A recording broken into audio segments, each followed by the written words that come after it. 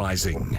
With our partner Chorus, it's the AM show. It is good to have you along this morning, especially to the mums. So it turns out Mycoplasma bovis, the scare, is much worse than originally feared. So what do we do? She's been talking about this for weeks, and joining me is Rural Exchange co-host Sarah Perriam. She's with us at Radio Live Saturday and Sunday mornings 5 till 7. This is bad. And you said this weeks and weeks ago that it wasn't highlighted enough. Yeah, months and months ago. It's been an ongoing problem since late last year, when it was originally the 22,000 figure was announced sort of in early this year of what the cull was going to be. The news that's happened this week has been to do with more than expected infected properties around. It's breaking out into places this week like North Canterbury that haven't had it before, second one in the North Island. And it's getting really tough out there, but it's dividing a lot of farmers on whether this is the right or the wrong approach. Yeah, so what, culling's whether it's right or wrong? Yeah, I mean, there's a lot of people saying, well, I mean, we're the last country in the world to have this disease. Should we not just get on and learn how to manage this disease? Because where do you stop? Well, what do they do overseas? So what's international best practice? I'm not 100% clear about that, but I understand that, there's animal health management tools that you can. Yes. So 22,000 will be culled. And up to 1,700 properties are now of interest, if you like. Could we see the cull go much further than 22,000?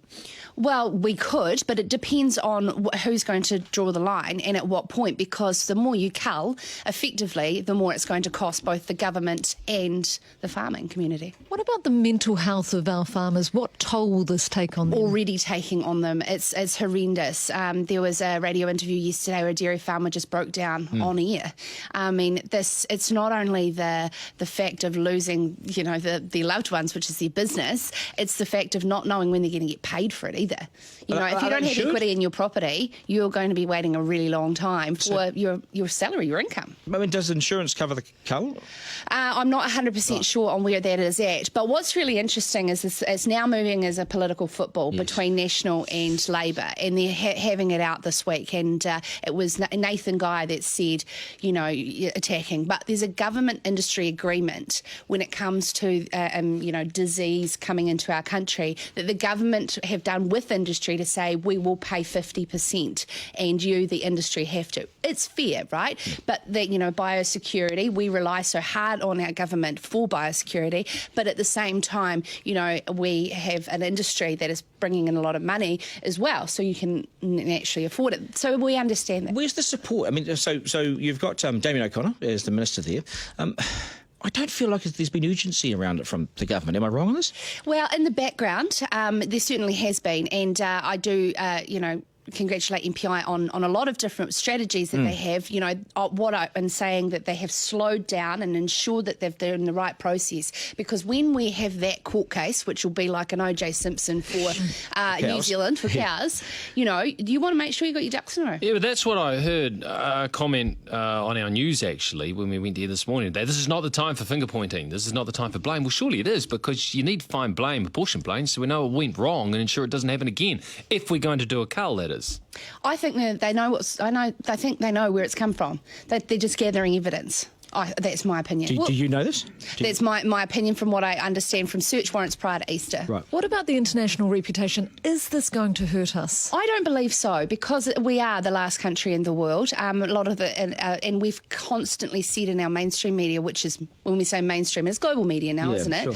That this does not affect human health. So when you we say we're the last country to get it, is that because our biosecurity standards is so good, and that actually is something to celebrate, that we're last on earth to get this? I think so, and it's the same with foot and mouth. I mean, I don't know how on earth they find 4 stink bugs in one car in a massive container.